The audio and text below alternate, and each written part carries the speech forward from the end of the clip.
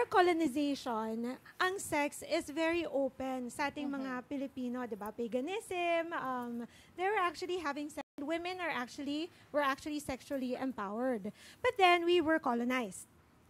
And they said, the people who colonized it, they said, okay, women have so much power. We have to do something about it.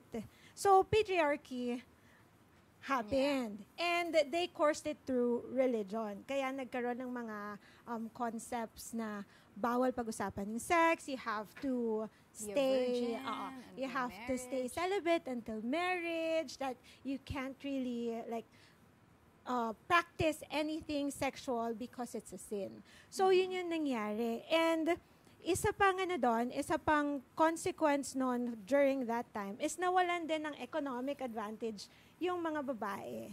So, hindi na sila pwede lumabas, hindi na sila pwede makipag-usap sa mga tao, and the power transferred to the men.